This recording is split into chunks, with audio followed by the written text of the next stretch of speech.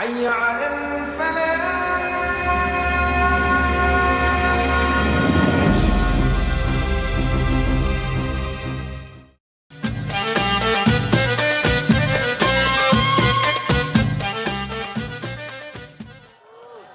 Bismillahirrahmanirrahim.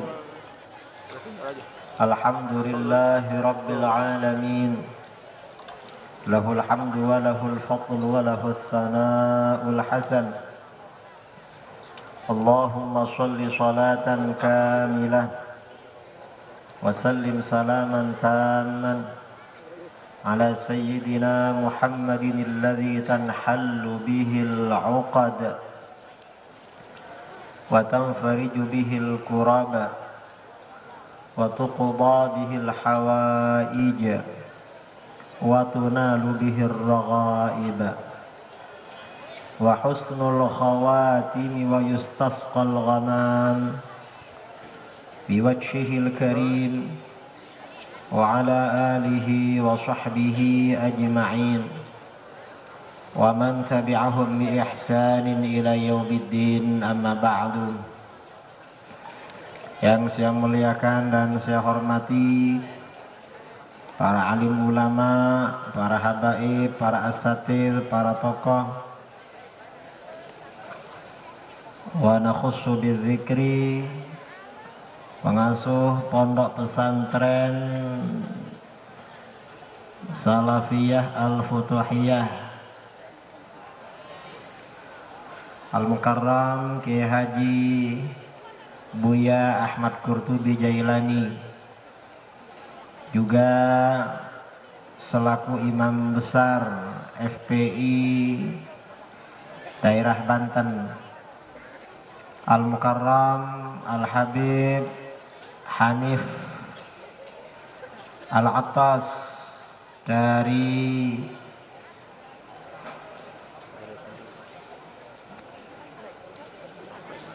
Bogor, juga Al-Habib Ali Al-Hamid selaku Ketua Hilmi, para habaib yang lain, juga para pimpinan FPI yang tidak bisa saya sebutkan namanya satu persatu tanpa mengurangi ta'zim dan hormat saya kepada beliau-beliau, para hadirin wal hadirat, wali santri yang juga saya hormati, dan adik-adik para santri, putra maupun putri yang saya banggakan dan saya cintai. Alhamdulillah, bersyukur kepada Allah Subhanahu wa ta'ala, akhirnya pada malam ini saya bisa bersilaturahmi hadir di pondok pesantren Al-Futuhiyah yang sebenarnya diminta oleh Buya Qurtubi pada tahun yang lalu untuk mengisi acara akhir sanah menjelang Ramadan. Pada bulan ini bisa hadir di tempat ini dalam rangka yang pertama, ini banyak acaranya. Yang pertama Maulid Nabi besar Muhammad sallallahu alaihi wasallam. Yang kedua Haul Sultanul Awliya Syekh Abdul Qadir Al-Jilani radhiyallahu anhu. Milad Pondok Pesantren Salafiyah Al-Futuhiyah yang ke-28 dan acara-acara yang lain. Alhamdulillah, bersyukur kepada Allah Subhanahu wa ta'ala, kita diberikan limpahan nikmat yang begitu besar dari Allah. Mengapa setelah kenikmatan Islam dan iman, selain kenikmatan Islam dan iman, kita ini oleh Allah dijadikan sebagai pengikut Ahlus Sunnah wal Jamaah, yang merupakan satu-satunya firqah najiyah, golongan yang selamat. Golongan yang selamat adalah golongan ahlus sunnah wal jamaah. Sedangkan golongan-golongan di luar ahlus sunnah wal jamaah tidak akan selamat. Rasulullah Shallallahu Alaihi Wasallam dalam beberapa hadis menyampaikan ancaman kepada orang-orang golongan-golongan di luar ahlus sunnah wal jamaah bahwa mereka akan masuk ke dalam neraka. Na'udzubillah min dzalik. Pada malam ini dalam rangkaian acara istighatsah dan tabligh akbar ini, beberapa acara telah kita lalui. Pertama tadi pembacaan istighatsah ya. Pembacaan istighatsah telah kita baca bersama. Juga tadi pembacaan maulid, pembacaan ya Nabi salam alaika, termasuk maulid tradisi ahli sunnah wal jamaah. Di sebagian daerah di Indonesia seperti di Aceh, maulid Nabi biasanya digelar selama 4 bulan, mulai bulan Rabiul Awal, Rabiul Akhir, sambung Jumadil Awal, Jumadil Akhir, sambung dengan Isra Mi'raj bulan Rajab. Jadi 4 bulan.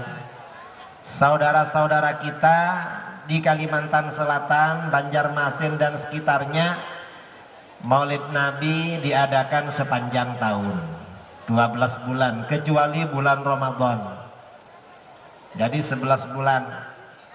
Sebagian daerah di Indonesia kebanyakan biasanya 1 bulan, mulai malam 12 Rabiul Awal sampai akhir bulan Rabiul Awal. Nah, mengapa kita ini perlu mengadakan acara maulid? Acara maulid ini sangat penting, sangat perlu agar para ulama, para habaib, para asatidz dalam acara-acara maulid menyampaikan, menjelaskan keagungan dan kesempurnaan baginda Rasulullah Shallallahu Alaihi Wasallam, dan juga menjelaskan keagungan dan kesempurnaan para nabi. Tujuannya itu apa? Pentingnya menyampaikan keagungan dan kesempurnaan para nabi dan para rasul. Tujuannya agar kita ini tidak salah, kita ini tidak keliru. Sekarang ini banyak barang-barang yang palsu, perkara-perkara yang menyesatkan. Dan yang palsu ini selalu laku laris di Indonesia. Apa saja barang-barang palsu yang berlaku di Indonesia? Di negara kita ini banyak handphone palsu. Ada apa enggak? Ada ya. Juga banyak uang palsu. Ada apa enggak? Tidak hanya uang palsu, barang-barang palsu, juga banyak ustadz palsu. Ada? Ustazah palsu. Ustazah palsu banyak, dan yang palsu biasanya masuk TV. Yang asli gak masuk TV karena TV-nya kekecilan. Ada juga kiai palsu, ada. Habib palsu, ada Habib. Ada. Kiai Habib palsu ada. Jangankan kiai dan Habib, nabi palsu di negara kita ini banyak. Itu yang nabi palsu. Tahun kemarin 2016 bangsa kita ini banjir dengan nabi palsu. Karena dalam waktu 2 bulan yang ngaku jadi nabi sampai 3 orang. Gak ada masa fatrahnya. Biasanya antara nabi terdahulu dengan berikutnya ada masa fatrah. Tapi ini dalam waktu 2 bulan dan satu bangsa lagi, sama-sama bangsa Indonesia. Dan yang ikut juga banyak, yang percaya pada nabi-nabi palsu ini banyak, gak sedikit. Ada yang ngaku jadi nabi di Kalimantan Barat, itu pengikutnya lebih dari 1.000 orang. Di Kalimantan Barat, di Ketapang.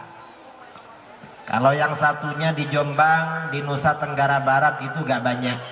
Paling banyak yang di Ketapang, lebih dari 1.000 orang. Mengapa orang-orang mudah percaya pada nabi palsu? Karena tidak kenal dan tidak tahu keagungan para nabi. Orang itu kalau senang pada barang palsu ada 2 kemungkinan. Pertama, mungkin orang ini gak tahu pada yang asli. Orang yang tidak tahu pada uang asli mudah ditipu dengan uang palsu. Sama yang asli gak tahu, sama yang palsu ketipu. Yang kedua, ada kalanya orang ini suka murahan, suka barang murah. Artinya senang menjual iman. Ini orang ikut nabi palsu. Nah, di negara kita ini mengapa orang ikut nabi palsu? Karena gak tahu keagungan para nabi. Sifat wajib para nabi itu apa saja gak kenal. Padahal di pondok-pondok, di pondok pesantren, di mana-mana dijelaskan tentang sifat-sifat wajib para nabi. Biasanya di dalam kitab-kitab tauhid, sifat wajib para nabi yang disebutkan ada 4, yaitu shadiq, amanah, tabligh, fatanah. Sebenarnya kata para ulama, sifat wajib para rasul, para nabi tidak hanya 4, lebih dari 4. Apa saja? Antara lain seorang nabi atau rasul harus laki-laki. Gak ada ceritanya nabi dan rasul itu perempuan. Gak ada. Karena orang perempuan ini punya tamu bulanan. Kalau tamu bulanan ini datang, dia gak boleh baca kitab suci. Malaikat Jibril turun mau menyampaikan wahyu, nabinya lagi datang bulan, gak jadi menyampaikan wahyu. Karena itu kalau ada orang perempuan ngaku dapat wahyu dari malaikat Jibril, itu namanya orang edan. Apa orang edan itu? Orang gila. Ada apa enggak di Indonesia? Ada. Kemudian syarat lagi sifat wajib para nabi. Kata para ulama, ayyakuna akmalan nas, harus manusia paling sempurna. Itu sifat wajib para nabi. Sempurna apanya? Apa saja? Karena para nabi ini manusia pilihan. Dan para nabi ini bukan pilihan orang, tetapi pilihan Allah. Karena itu para nabi gak ada kontesnya, gak ada pencalonan untuk dipilih, tapi pilihan Allah. Karena para nabi ini pilihan Allah, sudah pasti manusia-manusia sempurna.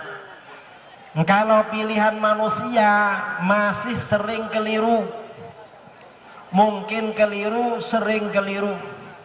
Kita ini pilih kepala desa kadang keliru, pilih DPR keliru lagi, pilih bupati wali kota keliru, pilih gubernur agaknya keliru, pilih presiden sepertinya keliru, pilih menantu kayaknya kurang pas deh, pilih suami kayaknya kurang memuaskan. Pilih istri kayaknya kurang, perlu tambah lagi. Ini pilihan manusia.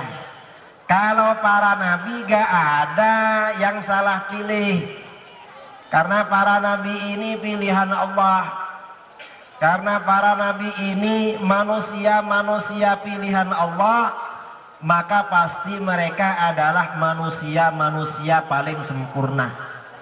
Karena itu kata para ulama, di antara syarat sifat wajib para nabi ayyakuna akmalan nas, harus manusia paling sempurna. Sempurna apanya? Akhlaknya paling sempurna. Kalau kita punya pimpinan, punya seorang guru, punya tokoh, punya saudara, keluarga, akhlaknya baik sekali, orang-orang suka pada beliau, dibandingkan akhlak para nabi gak ada apa-apanya. Itu akhlak. Para nabi ini bukan hanya sempurna akhlaknya, tetapi fisiknya juga manusia-manusia sempurna. Karena para nabi ini fisiknya manusia-manusia sempurna, sudah pasti kata para ulama ayyakuna ajmalan nas, harus manusia paling ganteng, paling tampan. Karena itu gak ada ceritanya seorang nabi wajahnya kurang ganteng,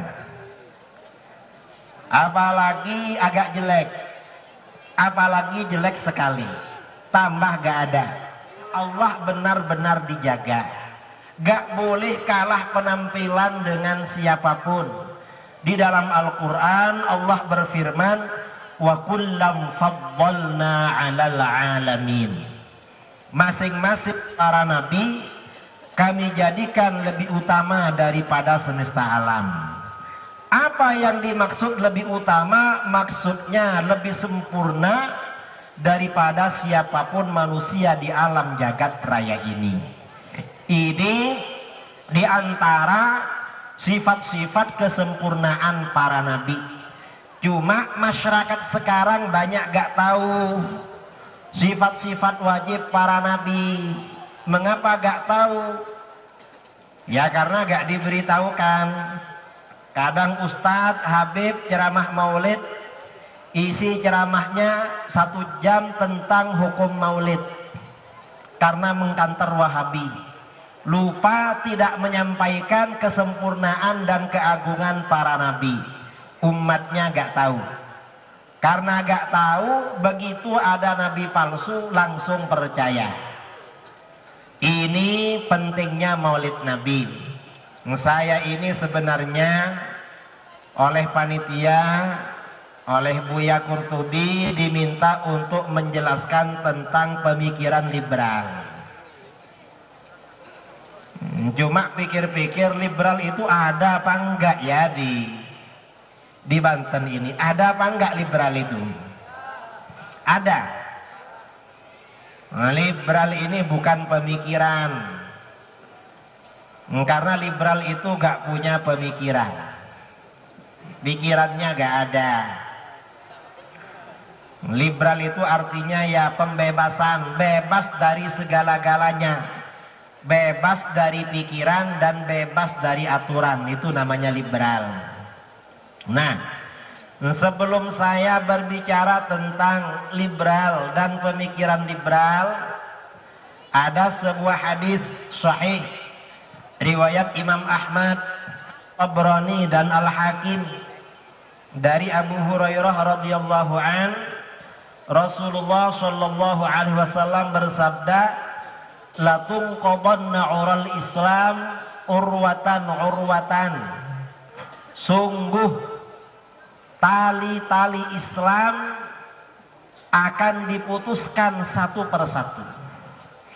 Ajaran-ajaran Islam akan diputus satu demi satu. Ajaran-ajaran Islam akan dibatalkan satu persatu.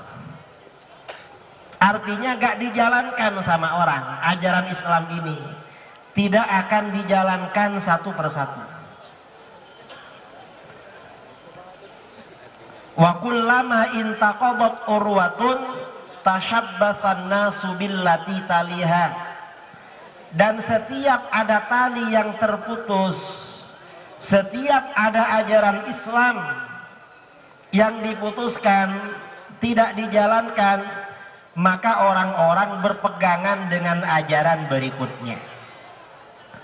Jadi orang-orang berpegangan pada yang enggak diputus. Apa saja yang diputus? Awwaluhunna naqdun al-hukmu. Ajaran Islam yang pertama kali diputuskan adalah menghukumi dengan berdasarkan hukum Allah. Artinya umat Islam tidak menjalankan syariat Allah, tidak menjalankan hukum Allah di dalam tatanan sosial kenegaraan, dalam tatanan kenegaraan. Dan ini terjadi sejak menjelang jatuhnya khilafah Utsmaniyah di Turki. Hukum-hukum Islam sudah mulai ditinggalkan sedikit demi sedikit. Nah, ini artinya apa? Ini berarti merupakan tanggung jawab kita. Kita ini umat Islam, para santri, para ulama, para habaib, para kiai punya tanggung jawab untuk menyampaikan kesadaran kepada masyarakat, kepada umat Islam tentang wajibnya menjalankan syariah Islam. Karena ini bukan suatu kebaikan, tidak terlaksananya syariah Islam ini bukan suatu hal yang positif, tetapi ini sebagai tanda-tanda kemunduran umat Islam. Ini yang pertama. Kemudian yang terakhir, wa akhiruhunna naqdun as-shalah. Dan ajaran Islam yang terakhir dibatalkan adalah sholat. Jadi besok suatu ketika sholat ini akan dilarang berdasarkan hadis ini. Tapi kalau sholat ini ditinggalkan secara resmi, ini sudah mulai di dunia Islam. Siapa? Ya pokoknya aliran-aliran sesat. Aliran-aliran sesat, misalnya seperti Syiah tidak mewajibkan sholat Jumat. Jadi sholat Jumat sudah gak diwajibkan. Sholat 5 waktu dirubah menjadi 3 waktu. Orang-orang Wahabi mengurangi sholat taraweh. Taraweh yang 23 dikurangi menjadi 11. Yang sunnah-sunnah dulu. Lalu orang-orang kejawen, orang-orang kebatinan, entah apa namanya kalau di sini, sudah beranggapan sholat itu tidak wajib. Ini secara resmi. Dan ini akan terus berjalan. Seiring dengan perjalanan waktu, memutus ajaran-ajaran agama ini akan terus berjalan. Karena itu keberadaan pondok pesantren, keberadaan ormas-ormas Islam yang memang tujuannya mempertahankan Islam Ahlus Sunnah wal Jamaah ini sangat penting pada masa-masa sekarang. Seperti Nahdlatul Ulama, seperti FPI, juga ormas-ormas aswaja yang lain. Ini sangat penting. Mengapa? Untuk menjaga kelestarian, untuk menjaga kelangsungan keberagamaan umat Islam di Indonesia.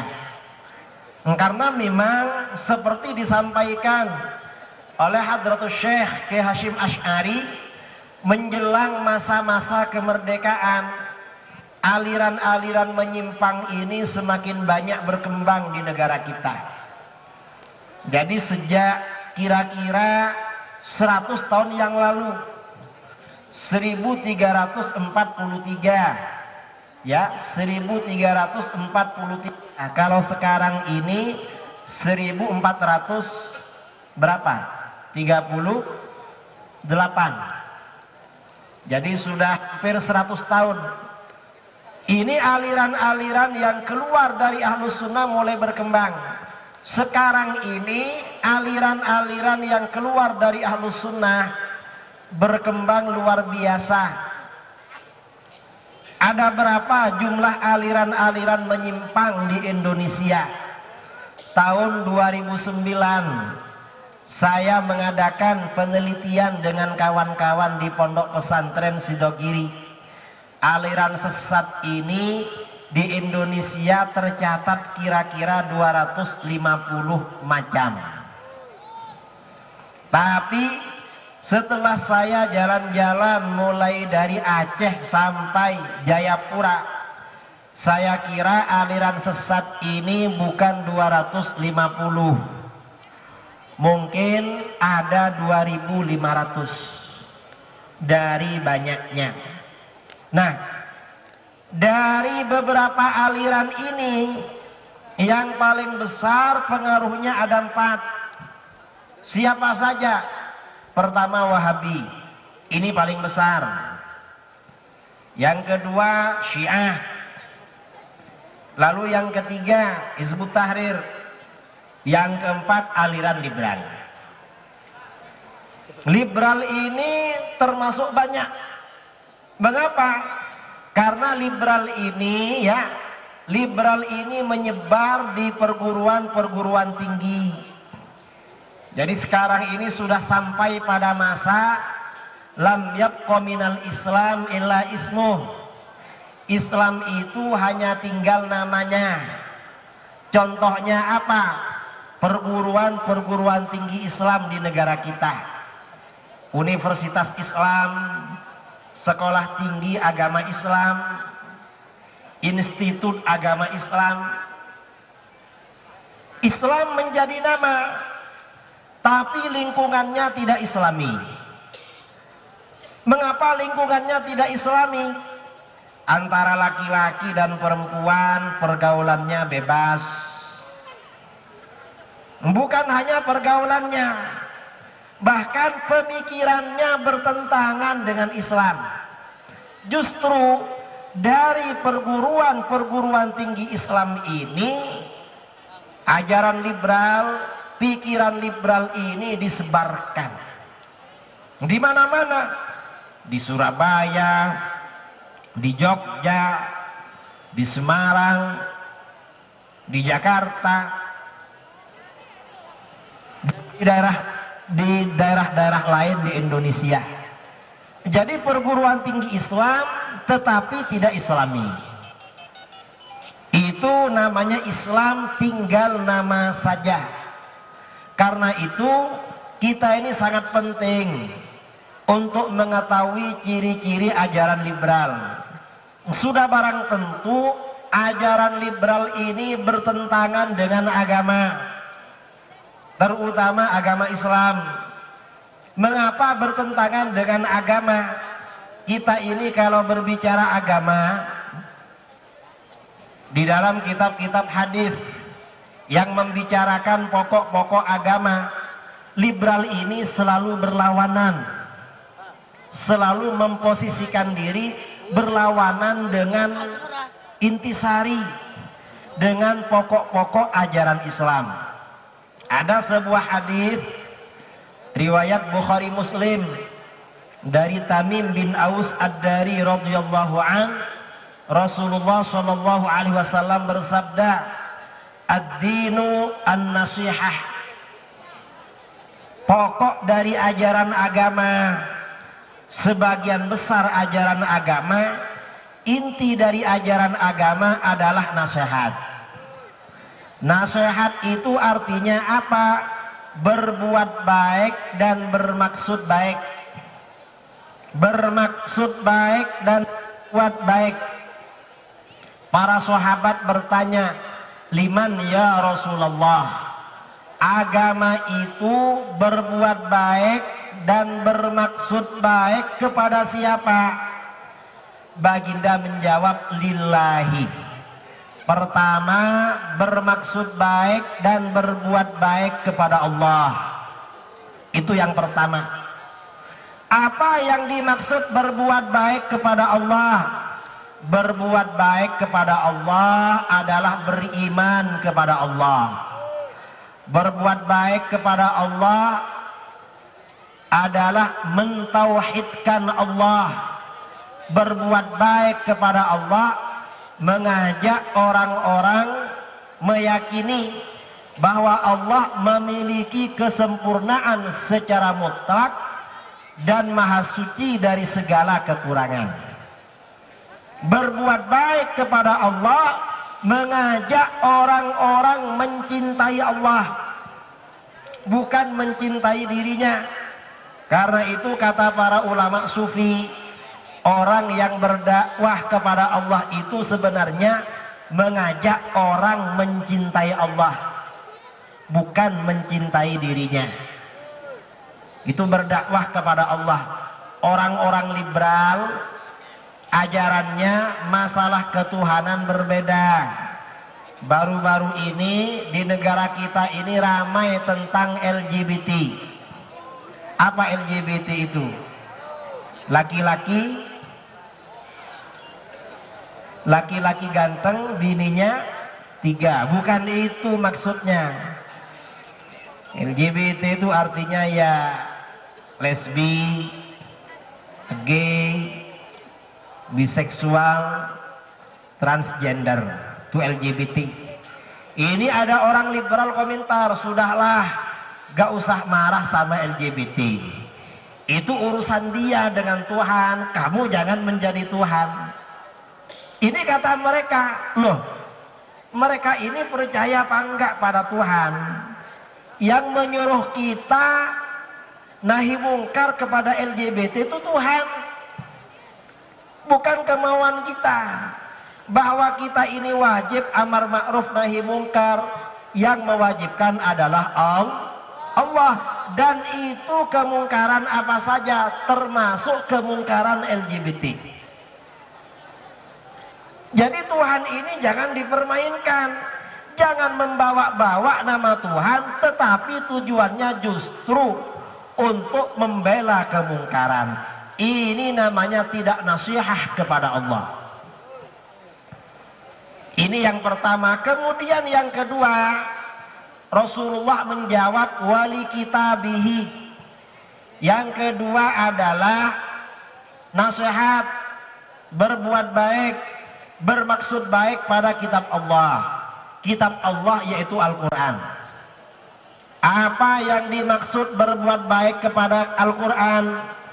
Pertama, beriman bahwa Al-Quran ini benar-benar turun dari Allah, wahyu dari Allah.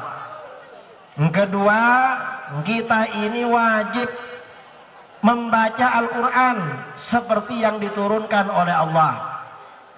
Kemudian kita ini meyakini wajib menjalankan isi kandungan Al-Quran. Ini i'tiqad kita Ahlus Sunnah wal Jamaah umat Islam. Kata orang liberal tentang Al-Quran, liberal ini berkaitan dengan Al-Quran, mereka punya rukun iman yang namanya desakralisasi Al-Quran. Bahwa Al-Quran ini kata orang-orang liberal bukan kitab suci, tapi masih perlu dilakukan revisi. Ini kata liberal. Jadi mereka memang gak beriman pada Al-Quran, gak beriman. Dan bukan hanya pada Al-Quran, tapi pada kitab-kitab yang lain juga tidak beriman. Karena menganggap Al-Quran ini dan kitab-kitab suci yang lain hanya sebatas produk budaya. Ini faham liberal. Ini jelas sangat bertentangan dengan ajaran Islam. Ini rukun liberal. Jadi di antara rukun liberal adalah desakralisasi Al-Quran.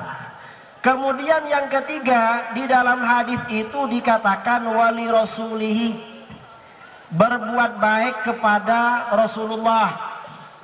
Apa yang dimaksud berbuat baik kepada Rasulullah? beriman bahwa Rasulullah itu adalah hamba dan utusan Allah kepada seluruh umat manusia. Beriman bahwa kita ini wajib menjadikan baginda sebagai teladan dalam hal apa saja dan sampai kapan saja. Beriman bahwa wajib mengamalkan sunnah-sunnahnya. Beriman bahwa Rasulullah adalah makhluk Allah yang paling sempurna, makhluk Allah yang paling utama. Ini diantara makna nasihat kepada Rasulullah. Orang-orang liberal sudah tidak percaya kepada sunnah, kepada hadis-hadis memang tidak percaya. Jangankan pada hadis, pada Al-Quran mereka juga tidak percaya. Kemudian yang keempat, Rasulullah bersabda, wali a'immatil muslimin, berbuat baik kepada para umat, pada pemimpin umat Islam. Siapa pemimpin umat Islam? Pemimpin umat Islam adalah para ulama. Apa yang dimaksud berbuat baik kepada para ulama?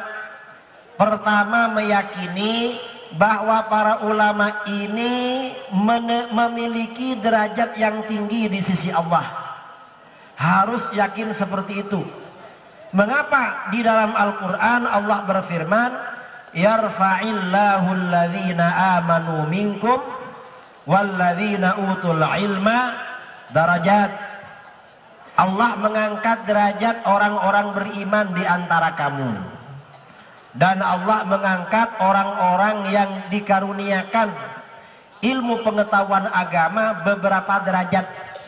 Jadi para ulama ini lebih tinggi daripada orang yang bukan ulama.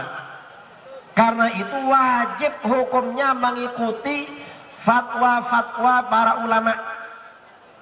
Kita ini gak boleh begitu dengar.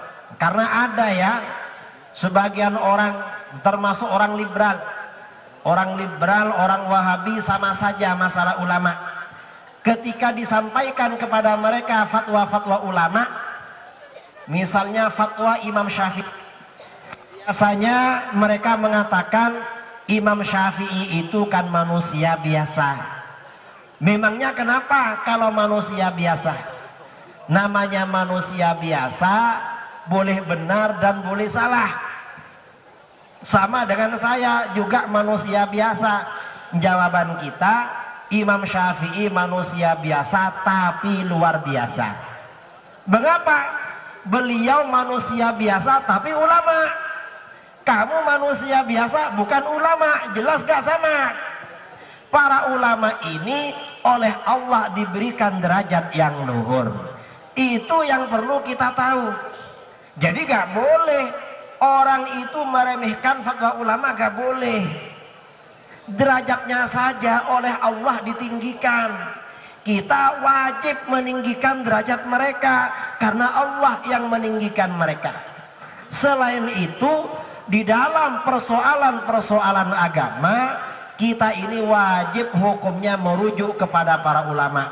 Di dalam Al-Quran Allah berfirman, fas'alu ahlal dzikri in kuntum la ta'lamun.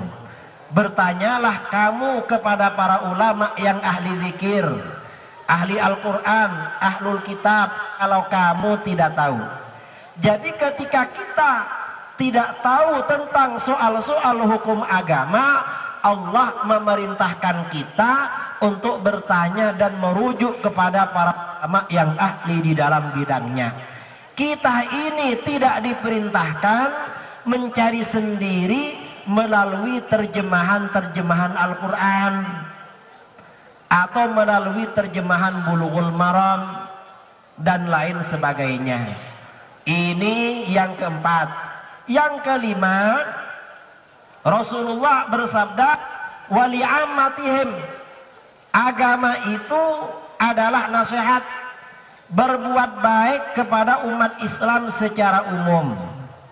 Apa yang dimaksud berbuat baik kepada umat Islam secara umum? Pertama, meyakini bahwa umat Islam ini adalah umat terbaik. lebih baik daripada siapapun umat manusia sebelumnya. Karena di dalam Al-Quran Allah berfirman, kuntum khaira ummatin ukhrijat linnas ta'muruna bil ma'ruf wa tanhauna 'anil munkar wa tu'minuna billah. Ucapan selamat Natal ini ada khilaf. Kalau ulama-ulama dulu fatwanya haram. Dalam kitab Najmul Wahhaj, ya, Syarah Minhaj karangan Imam Ad-Damiri, dalam kitab Mughnil Muhtaj Imam Asy-Syirbini, kemudian di dalam kitab Asral Matalib dan kitab-kitab lain mengucapkan selamat pada hari raya agama lain hukumnya haram. Ulama-ulama modern, beberapa ulama sekarang ada yang memfatwakan boleh, seperti ulama Mesir, ulama Syria, ulama Yaman. Tapi walaupun boleh berat dilakukan. Mengapa? Yang mengatakan boleh itu alasannya karena ucapan selamat Natal itu sekedar basa-basi saja, ucapan basa-basi, dan tidak meyakini kebenaran agama mereka. Memang basa-basi, tapi kalau basa-basi ini menyebabkan mereka percaya diri pada agamanya, maka hukumnya haram. Masalahnya basa-basi yang kita lakukan, misalnya kita mengucapkan selamat Natal, apakah ini tidak menjadi motivasi pada mereka untuk bertahan di dalam kekafiran atau tidak? Kalau justru menjadi motivasi, berarti ini haram. Karena itu yang paling bagus ikut pendapat yang mengatakan selamat Natal hukumnya haram.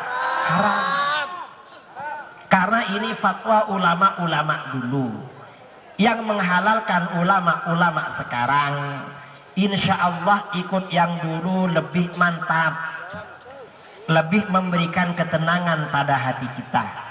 Nah, ini rukun liberal yang kedua. Rukun yang ketiga, desakralisasi Al-Quran. Quran ini bagi mereka bukan kitab suci. Kalau menurut kita, Quran ini kitab suci, tidak kurang dan tidak lebih. Mengapa? Di dalam Al-Quran Allah berfirman, inna nahnu nazzalna dzikra wa inna lahu lahafizun. Sesungguhnya kami yang telah menurunkan az-zikr, yaitu Al-Quran, dan sesungguhnya kami pula yang benar-benar menjaganya. Quran ini yang menjaga adalah Allah.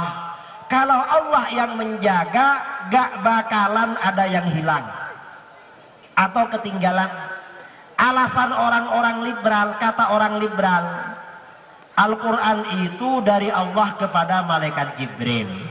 Kira-kira malaikat Jibril nangkep semua apa enggak?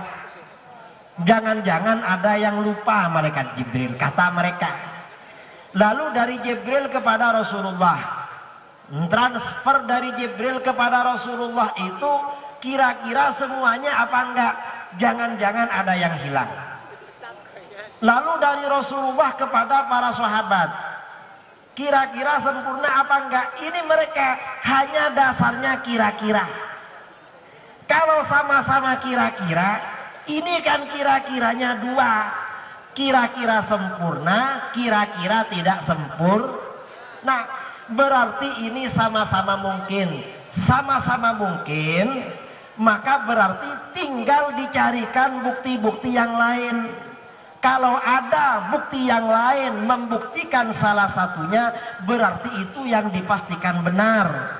Sementara dalil-dalil Al-Quran, bukti-bukti kesejarahan menguatkan pada kemungkinan Al-Quran ini adalah sempurna sampai kepada kita.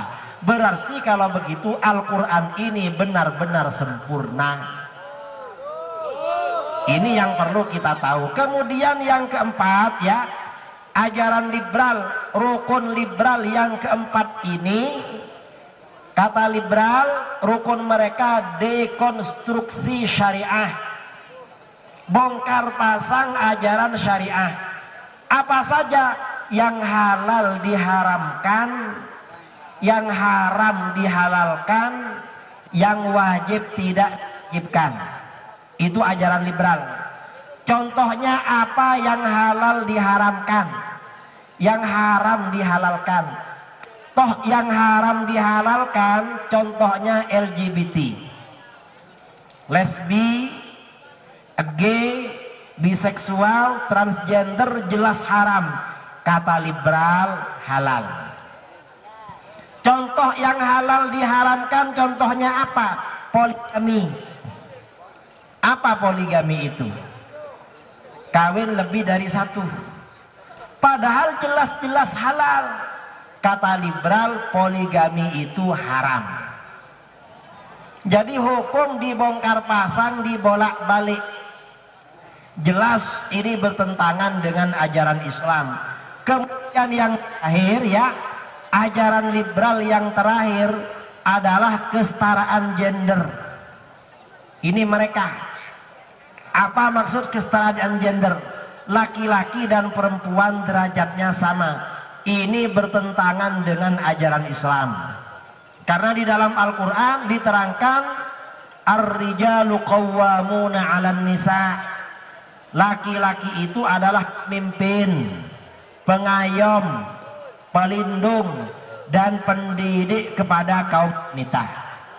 Dalam ayat lain Allah berfirman walirrijali 'alaihinna darajah. Laki-laki punya satu derajat lebih tinggi daripada kaum wanita.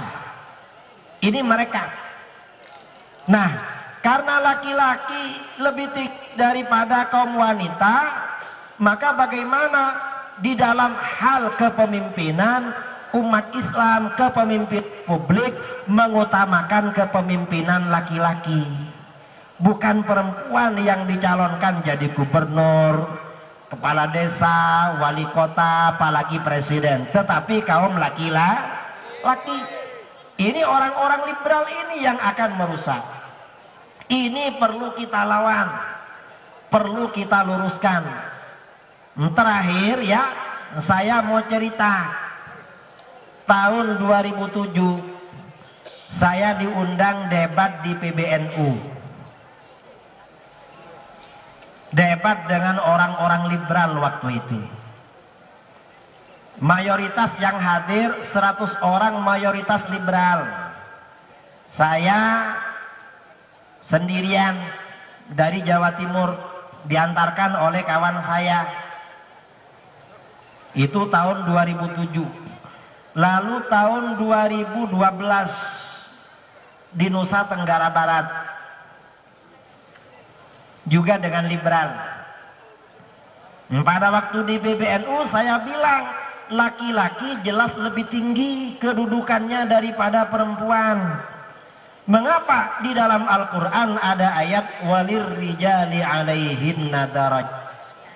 Laki-laki punya derajat lebih tinggi daripada perempuan. Ar-rijalu qawwamuna 'alan nisa. Kaum laki-laki pemimpin bagi perempuan.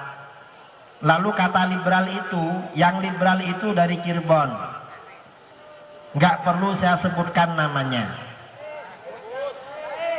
tapi orang liberal memang dari Cirebon. Ada yang dari Jakarta, ada yang dari Jawa Tengah. Saya dikeroyok waktu itu. Lalu kata yang liberal ini, nggak bisa. Yang dimaksud laki-laki dan perempuan di dalam ayat itu bukan laki-laki secara gender, bukan laki-laki secara jenis kelamin, tetapi laki-laki secara fungsional. Artinya apa? Kalau dalam suami istri yang banyak uangnya istrinya, berarti dia yang laki-laki. Makanya dia yang mencerai suaminya, yang melarang suaminya keluar rumah. Katanya dia. Saya bilang berarti bapak liberal ini kayaknya belum belajar ilmu nahwu deh. Loh kok begitu? Karena lafaz ar-rijal dan an-nisa dalam kitab nahwu apapun termasuk kitab nahwu yang paling dasar yaitu Jurmiyah, itu disebut dengan isim gender, bukan isim fungsional. Dalam Jurmiyah ada bab la linafil jinsih, Allah untuk menafikan gender. Contoh yang populer di situ la rajula fid dari, tidak ada gender laki-laki di dalam rumah. Ini isim gender, bukan isim fungsional. Berarti bapak gak ngerti nahwu, makanya ngawur. Lalu kata dia, kita gak ikut ilmu nahwu katanya, karena buat nahwu sendiri. Saya bilang kalau begitu bapak bodoh, gak punya akal. Mengapa? Karena kaidah-kaidah di dalam agama ini sifatnya dilahirkan, bukan diciptakan. Artinya dilahirkan apa? Kaidah-kaidah ini dibuat untuk menjaga kelestarian tatanan yang sudah laku sebelumnya, bukan untuk mengatur, membuat aturan berikutnya. Kaidah ini dibuat setelah melalui penelitian terhadap enas-enas yang ada,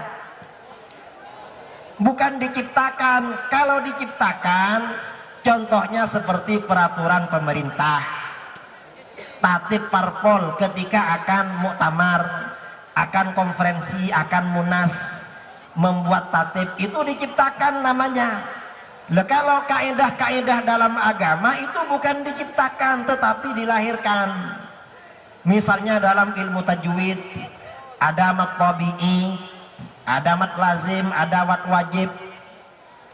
Nah, teori mat tabi'i, mat lazim, mat wajib, dengan cara bacanya lebih dulu mana? Lebih dulu bacanya. Teori itu dibuat untuk menjaga praktek yang sudah berjalan. Ini yang orang-orang liberal tidak tahu. Karena itu adik-adik yang ada di pondok ini, ilmu nahwu, ilmu alat, semuanya dihafal, difahami dengan betul. Karena itu senjata ampuh untuk melawan liberal. Akhirnya liberalnya gak bisa jawab. Sebenarnya banyak, saya berdebat dengan liberal pada waktu itu 3 jam. Dan mereka memang kewalahan. Nah, ini beberapa tausiah atau apa katanya tadi, kata MC itu ya, tabligh islami, tau'iyah islamiyah, yang perlu saya sampaikan kepada hadirin sekalian. Saya gak perlu berlama-lama karena setelah ini masih ada Al-Ustadz Al-Habib Hanif Al-Abbas. Beliau ini menantu Habib Rizik Syihab yang sekarang menunaikan ibadah di Tanah Suci untuk melengkapi kekurangan dari apa yang saya sampaikan. Cuma karena ini waktu agak malam dan ibu-ibu sudah mulai gelisah, padahal saya belum duduk di kursi ini. Kursinya belum saya duduki. Berarti saya masih kurang lama ceramah. Tapi gak apa-apalah, kurang lebihnya mohon maaf. Assalamualaikum warahmatullahi wabarakatuh.